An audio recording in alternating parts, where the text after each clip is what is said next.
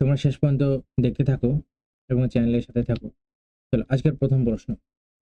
এ 10 metre per second বেগে যাত্রা শুরু করে 600 মিটার এগিয়ে যাওয়ার পর বি 20 মিটার/সেকেন্ড গতিবেগে তাকে ধরার জন্য যাত্রা শুরু করে। বি কত সময় পরে তাকে তার সঙ্গে সাক্ষাৎ করে? খুবই খুবই সহজ অঙ্ক। দেখো, স্পিডের ডিফারেন্স কত? 10 মিটার/সেকেন্ড এ এর গতিবেগ, আর বি এর গতিবেগ আছে 20 মিটার/সেকেন্ড। ডিফারেন্স কত হচ্ছে? 10 মিটার/সেকেন্ড। তাহলে এই 10 মিটার যায় 1 সেকেন্ডে, তাহলে 10 মিটার যায় 1 সেকেন্ডে। আমাদের কত মিটার এগিয়ে কত মিটার করবে? 600 মিটার। তাহলে 1 মিটার যাবে 10 সেকেন্ড, আর 600 মিটার যাবে কত সেকেন্ডে?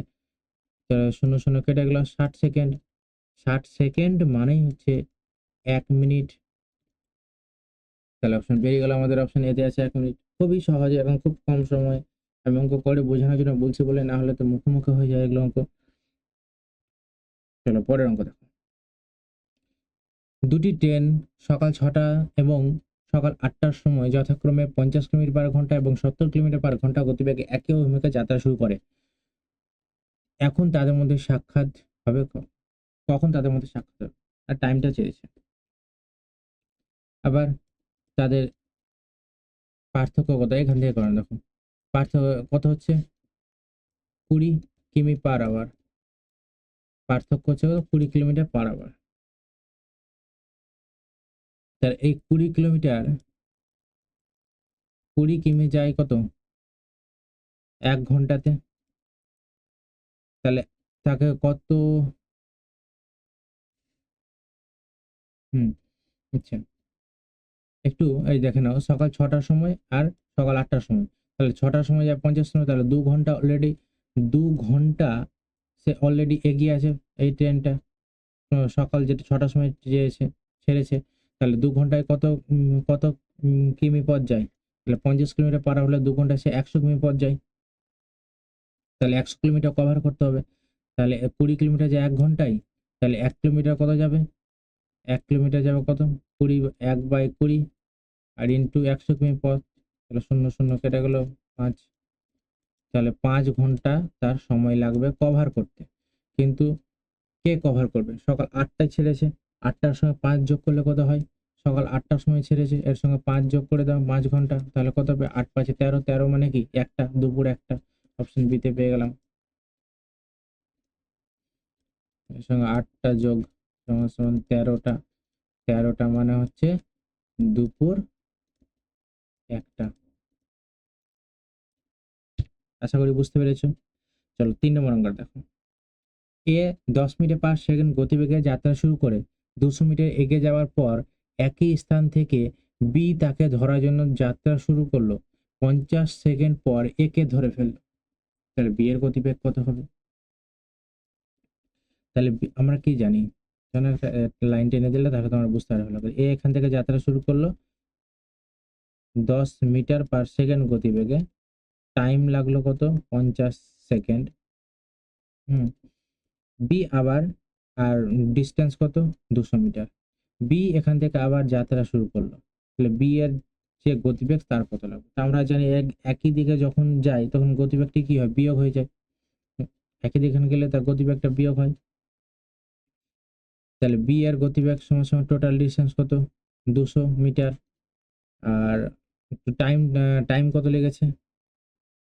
টাইম লেগেছে এই টোটাল টাইম বিয়োগ হবে। তাহলে আমি ধরে নিলাম যে বি এর এক্স, তাহলে এক্স থেকে যদি আমি 10 বাদ দিই, 10 মিটার/সেকেন্ড বাদ দিই, তাহলে আমি 50 সেকেন্ড পেয়ে যাব। 50কে যদি আমি ভাগ করি তো 50 4, তাহলে এক্স মাইনাস 10 সমান সমান 4। 4×5 = 200, ওই জন্য 4 পেলাম। তাহলে এক্স এর সমান কত পেলাম? এদিকে 10টা বিয়োগ আছে, 10 এদিকে বিয়োগ আছে, এদিকে আসলে কি হবে? যোগ হয়ে যাবে। তাহলে 14 পেয়ে গেলাম। তাহলে এক্স এর গতিবেগ কত? 14 মিটার/সেকেন্ড। উত্তর পেয়ে গেলাম। 14 মিটার/সেকেন্ড কোথায় আছে? অপশন ডি তে আছে আমাদের 14 মিটার/সেকেন্ড। আশা করি বুঝতে পারছো তোমরা। একটু বলে দিই, দেখো যদি কোনো ট্রেন একই অভিমুখে যায়, হুম, তাহলে তাদের গতিবেগটা বিয়োগ হয়। আর যদি কোনো ট্রেন একে অপরের দিকে আসে তখন তাদের গতিবেগটা যোগ হয়, এক্ষেত্রে গতিবেগটা বিয়োগ হবে, এক্ষেত্রে গতিবেগটা যোগ হবে। যদি তারা বিপরীতমুখীও যায় তাহলে সেক্ষেত্রে গতিবেগটা যোগ।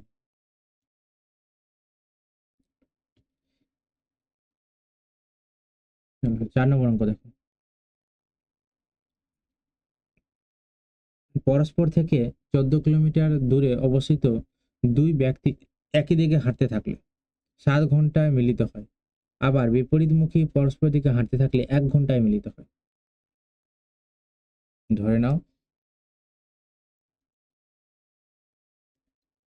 এখানে এখানে একটা ব্যক্তি দাঁড়িয়ে আছে, আবার এখানে একটা ব্যক্তি দাঁড়িয়ে আছে। যদি এদিক থেকে, যদি এদিকে ব্যক্তিটা এদিকে, একটা ব্যক্তি এদিকে হাঁটে একটা এদিকে হাঁটে, তাহলে 1 ঘন্টা সময় লাগে তাদের মিলিত হতে। আবার ব্যক্তি যদি এদিকে যায়, এই ব্যক্তিটা যদি আবার এদিকে যায়, তাদের মিলিত 7 ঘন্টা সময় লাগছে। ঠিক আছে, তাহলে বলছে যে দ্রুততম দ্রুততম ব্যক্তির গতিবেগ কত।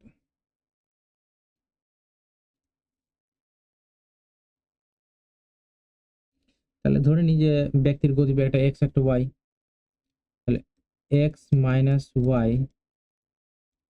Into 7 X plus Y into 1। এটা কেন করলাম? আমরা বলেছিলাম এর আগের অঙ্কটা বলেছিলাম না, যদি তারা পরস্পরের দিকে আসে তাহলে যোগ হবে, ওই জন্য এখানে যোগ করেছি। পরস্পর দিকে এসছে, এই যে 1 ঘন্টা সময় লেগেছে। আর যদি তারা বিপরীত দিকে যায়, এই যে এই সাইডে মানে একই দিকে যারা যদি যায় তাহলে বিয়োগ বলেছিলাম না, ওই জন্য এখানে দেখো বিয়োগ করেছি। এক্স মাইনাস ওয়াই সমান, ক্যালকুলেশন করে নেব, 7x - 7y সমান এক্স প্লাস ওয়াই। এখানে কি হবে, 6x সমান 8y। এক্স, আচ্ছা 2 দিয়ে কেটে দিই, এখানে কত হবে 3 হয়ে যাবে, এখানে 4 হয়ে যাবে। তাহলে এক্স বাই ওয়াই সমান 4/3। আচ্ছা কাটাকাটি এখানে না করে যদি এমনি করি,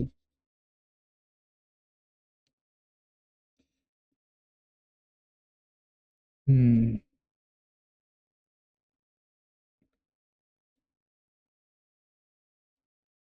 6x সমান 8y, এক্স বাই ওয়াই সমান 8/6। তাহলে এক্স এর গতিবেগ পেয়ে গেলাম 8 কিমি/আওয়ার, আর ওয়াই এর গতিবেগ পেয়ে গেলাম 6 কিমি/আওয়ার। কি বলেছে যে দ্রুত মানে সব থেকে বেশি কার, সব থেকে বেশি এক্স এর, তাহলে 8 কিলোমিটার/ঘন্টা, অপশন বিতে আছে আমাদের। আশা করি বুঝতে পেরে গেছো। পরের অঙ্ক দেখো, দেখো একজন এদিক থেকে আসছে, একজন এদিক থেকে আসছে, শুরু তা বলছে এক মিলিত হওয়ার পর, ধরুন যে এই জায়গায় মিলিত হলো, মিলিত হওয়ার পর সে এখান থেকে যাত্রা শুরু করেছে, মিলিত হওয়ার পর সে 4 ঘন্টায় পৌঁছাচ্ছে, আবার এ কি করছে 9 ঘন্টায় পৌঁছাচ্ছে। তাহলে কিভাবে করবো, আমরা সোজা কিছু ভাববো না, শুধু √9 √4 করে দেবো।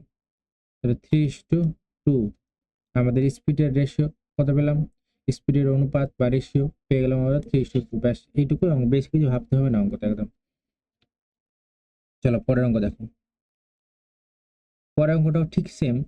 যখন যখন এরকম কিছু এরকম থাকবে মিলিত হওয়ার পর এত ঘন্টা তখন কিছু ভাবতেই হবে না, জাস্ট এই 4 ঘন্টা 9 ঘন্টা বলতে 4 ঘন্টা 9 ঘন্টা জাস্ট অনুপাত করে দাও, ওতে আমরা রেশিও পেয়ে যাবো।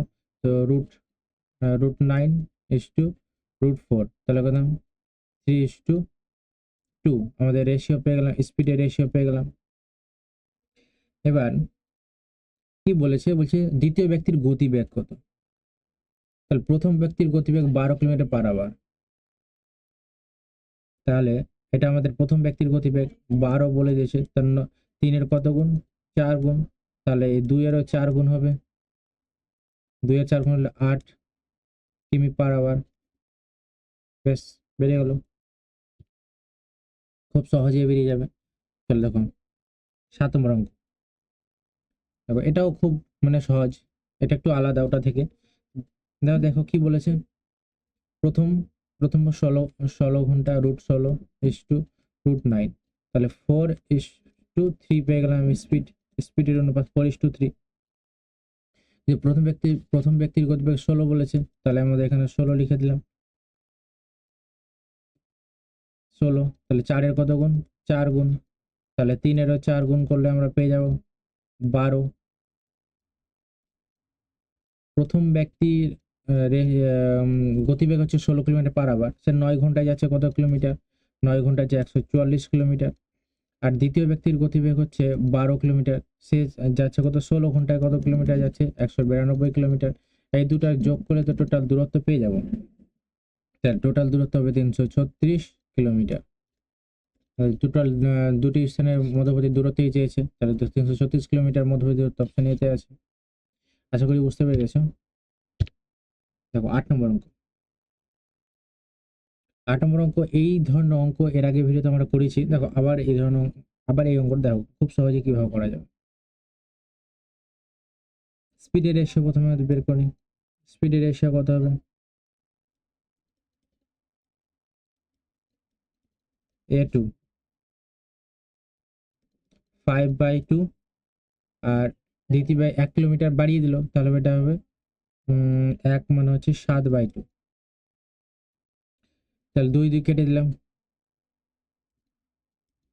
তাহলে টাইমের রেশিও কত হয়ে যাবে? টাইম 7:5,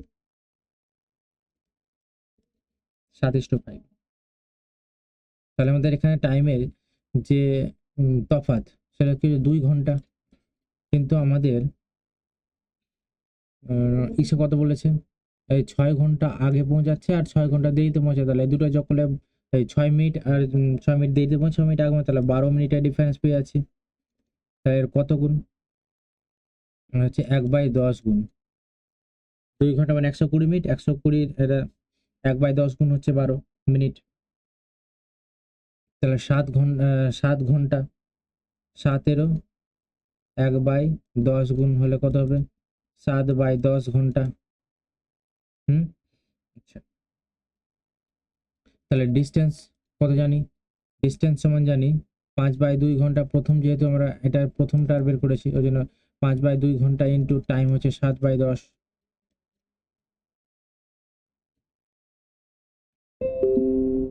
তাহলে 5×2=10, 7/4, 7/4 সমান সমান 1/3/4 কিমি।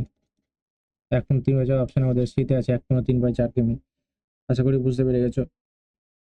চলো পরের অঙ্ক, 9 নম্বর অঙ্ক দেখো। এক ব্যক্তি 24 কিলোমিটার পার ঘন্টা গতিবেগে স্কুটার চালিয়ে গেল, একটি স্থানে পৌঁছাতে 5 মিনিট দেরি হয় এবং 30 কিলোমিটার ঘন্টা গতিবেগে 6 মিনিট আগে পৌঁছায়। ঠিক আগের মতোই অঙ্ক, যা যাত্রা স্থলে তার স্থানটির দূরত্ব কত। তো এখানে আবার স্পিডের অনুপাত কত হচ্ছে? 24:30। তাহলে টাইমের অনুপাত কত হবে? আমি একবারে করছি, 5×6 = 30 আর 5×4 = 20। আচ্ছা, এদের ডিফারেন্স কত হচ্ছে? 1 ঘন্টা। 1 ঘন্টা সমান এখানে কত মিনিট বলেছে? 5 মিনিট। 5 মিনিট দেরিতে পৌঁছায় আর 5 মিনিট আগে পৌঁছায়, তাহলে আমাদের 11 মিনিটের ডিফারেন্স। 11 মিনিট। তাহলে এখন আমাদের এখানে কত হবে? 11/60 গুণ, তাহলে 5-এরও 11/60 গুণ।